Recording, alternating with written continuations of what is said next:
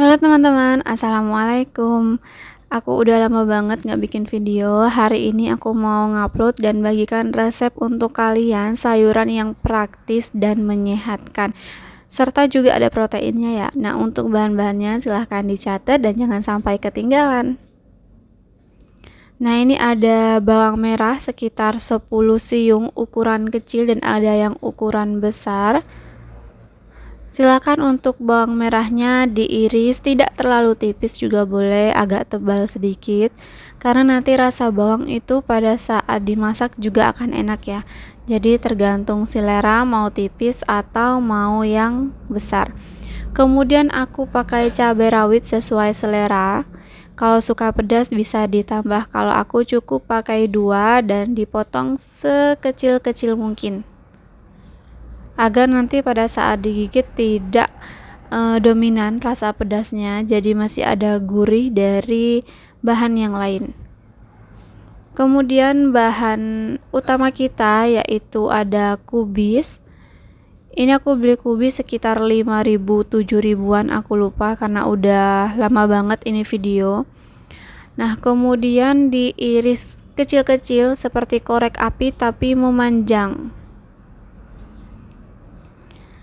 Kemudian aku juga ada tomat. Tomatnya satu buah itu dipotong jadi 6-8 bagian. Kalau memang besar silahkan dipotong 8.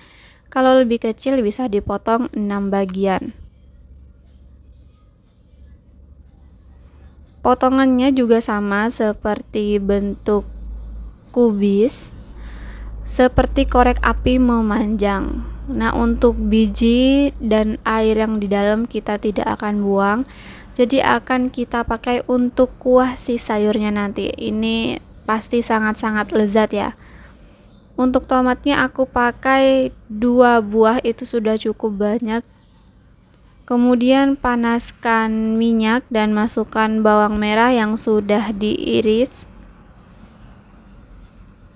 Silakan dioseng-oseng sampai bawangnya itu wangi dan sudah sedikit kecoklatan. Kalau sudah seperti itu, bisa dimasukkan 2 butir telur yang sudah dikocok lepas.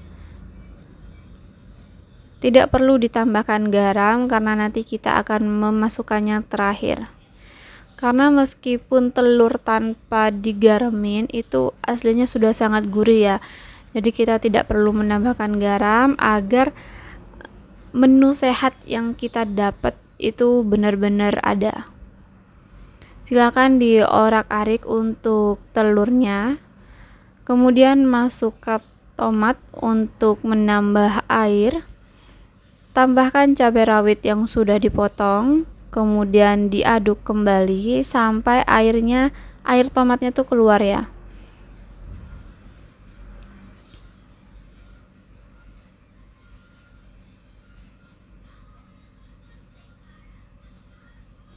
Nah, kalau sudah sedikit keluar, kita bisa tambahkan garam secukupnya saja, kemudian tambahkan gula. Masukkan kubis dan pastikan tomat dan kubis sudah dicuci bersih ya teman-teman. Tapi di video aku skip untuk pencuciannya agar lebih cepat.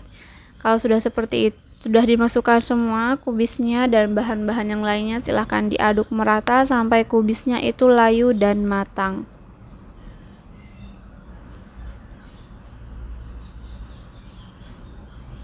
Kalau aku ini adalah orang yang suka makan kubis yang udah layu. Jadi kalau teman-teman suka kubis yang masih ada rasa krenyesnya pada saat dikunyah, itu jangan terlalu lama, cukup sampai matang saja. Kalau aku ini sampai layu, karena aku tidak terlalu suka yang krenyes-krenyes gitu. Nah, ini tinggal diaduk aja sampai matang. Kalau udah matang akan seperti di video. Nah, ini warna kuningnya karena matahari ya. Karena ini aku masaknya pagi-pagi, jadi masih bisa dapet cahaya matahari yang pertama kali. Nah, ini aslinya nggak sekuning itu. Terima kasih teman-teman sudah menonton videonya. Kita ketemu di video selanjutnya. Assalamualaikum. Halo teman-teman, assalamualaikum. Kali ini masak bareng Ontima bakal bagikan dan share tips memasak kacang hijau. Berbeda dengan metode yang lainnya yang sudah ada di channel lainnya. Kali ini aku masak tanpa direndam dan ini pertama kali aku masak kacang hijau dan ternyata berhasil. Nah, untuk kalian yang mau tahu resep dan tips dari aku, silahkan tonton videonya sampai selesai.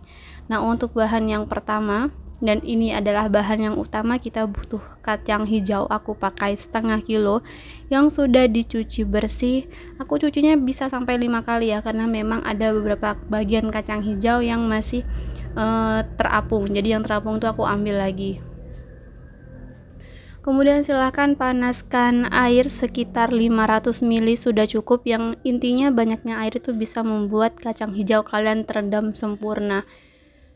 Nah, kemudian kalau memang sudah mendidih bisa dimasukkan tuh kacang hijaunya.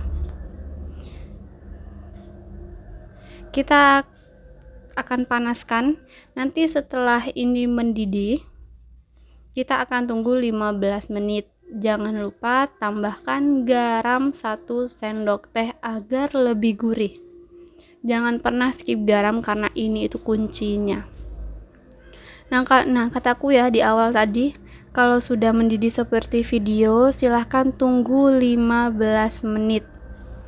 Jadi didihan ini kita tunggu sampai 15 menit sambil ditutup juga boleh.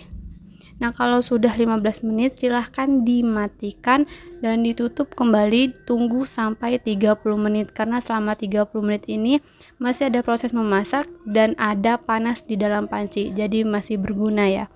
Nah, kalau sudah 30 menit api mati, bisa dicek lagi udah pas apa belum tekstur dari kacang hijaunya, dan ternyata ini masih agak sedikit keras ya, jadi akan aku masak lagi nanti. Sebelum itu aku tambahin 3 helai daun pandan yang sudah dipotong, kemudian tambahkan gula merah atau gula aren. Karena aku tidak punya gula merah, aku ganti dengan gula aren, itu sama aja. Ini untuk mempercantik warnanya aja, biar nanti kuahnya tuh warna coklat-coklat gitu. Kemudian untuk gula pasirnya sesuai selera, kalau yang suka manis boleh lebih banyak lagi.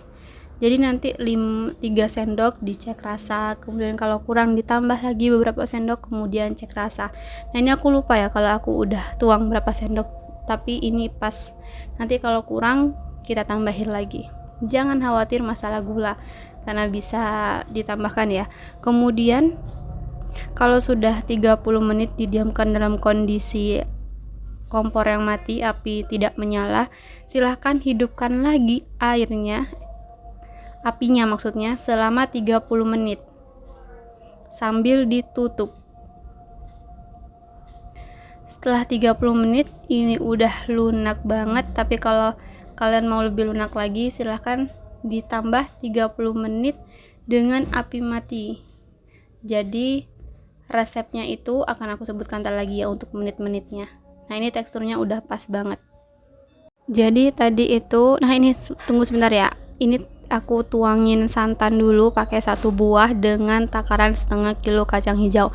Nah, jadi stepnya itu aku ulangin lagi, 15 menit api menyala, 30 menit api mati dengan kondisi ditutup, kemudian 30 menit api menyala, kemudian 30 menit api mati. Nah, ini tinggal aduk-aduk lagi sampai matang. Terima kasih. Halo teman-teman, assalamualaikum. Kali ini masak bareng Ontima akan bagikan resep sambal cumi. Tapi di sini biasanya kan umumnya sambal cumi itu warna merah mentereng. Tapi di sini aku tidak menghilangkan tinta dari cuminya karena aku pengen tahu rasanya seperti apa. Nah, untuk baby cuminya atau cumi yang kecil-kecil, aku pakai 2 kilo. Nah, ini 2 kilo aku lupa harganya ya karena udah seminggu yang kemarin aku beli dan baru diedit videonya. Nah, untuk baby cuminya silahkan teman-teman cuci bersih terlebih dahulu sampai 3 kali pencucian dan direbus. Nah, tujuannya direbus ini agar air yang ada di dalam cumi itu keluar sendiri. Kemudian untuk bahan-bahannya atau bumbu-bumbunya ada bawang putih 10 siung, kemudian bawang merah ada 20 siung sampai 25 siung, dan cabai rawit 2 genggam sampai 3 genggam sesuai selera. Pokoknya cabai rawitnya tuh dipedesin aja ya. Yang namanya sambal cumi ya pasti cabainya banyak ya. Nah, tapi untuk sambal cumi yang ini aku nggak pakai cabai merah yang besar karena menurutku cabai rawit aja sudah cukup dan memang tidak mau warna merah, jadi memang mau tetap pakai tinta hitamnya sedikit aja nanti. Kemudian untuk tomatnya aku pakai sekitar 10 kalau nggak salah. Kita hitung bareng-bareng ya, itu barusan udah masuk 10 ternyata. Berarti 10 buah lebih. Kita chopper dulu semua bahannya. Kenapa aku juga pakai tomat? Agar nanti sambal cuminya itu ada rasa asam manis. Nah, berarti ini ada sekitar 20 buah tomat ukuran kecil. Jadi kalau teman-teman punya yang besar, 10 aja sudah cukup. Nah, kemudian tadi kan kita udah rebus cuminya tuh. Nah, itu kita sisihkan cuminya, kita buang airnya sampai kering, kita saring. Kemudian wajan sisanya tidak perlu dicuci, tapi itu langsung dipakai untuk menumis bumbunya. Nah, ini memang bumbunya banyak banget karena untuk 2 kilo, dan ini benar-benar ya teman-teman, rasanya itu pokoknya teman-teman harus cobain deh. Nggak setiap sambal cumi itu harus merah, tapi tinta hitamnya ini malah bikin enak. Nah, ini sambal cuminya mau aku tuang. Ini sebenarnya airnya udah aku buang sebagian, tapi memang ternyata masih ada sedikit, nggak masalah. Nah, kalau teman-teman memang nggak mau untuk ada warna hitamnya, silakan dicuci berkali-kali sampai warna hitamnya itu hilang. Kemudian silahkan masukkan garam sesuai selera. Bisa dicoba agar tidak terlalu asin, 2 sendok cobain. Kemudian kalau kurang bisa ditambah. Kemudian masukkan gula pasir. Aku ini berarti 2 sendok makan garam sama 5 sendok makan gula pasir tanpa pakai micin. Aku nggak pernah pakai micin sama sekali. Tapi kalau teman-teman mau pakai kaldu ayam atau kaldu sapi itu juga boleh.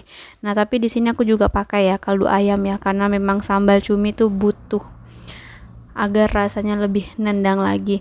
Nah, untuk kaldu ayamnya lupa nggak aku video, tapi di sini aku pakai sekitar setengah sendok makan. Kemudian ada minyak wijen. Minyak wijennya silahkan masukkan 1 sendok makan saja.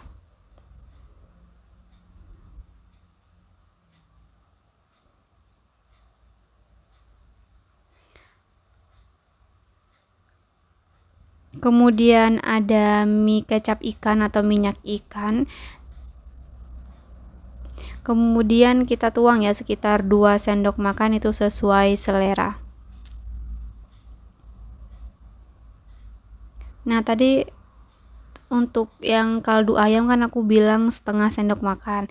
Nah, terus setengah sendok makannya jangan sampai menggunung, biasa aja ya, karena takut terlalu asin. Nah, itu tadi kita oseng-oseng aja sampai benar-benar mateng. Jangan lama-lama, sekitar 15 menit sudah cukup. Kemudian kita bisa matikan apinya dan kita bagi ke wadah-wadah kecil seperti ini. Jadi 1 kali makan itu sudah habis. Terima kasih teman-teman. Assalamualaikum.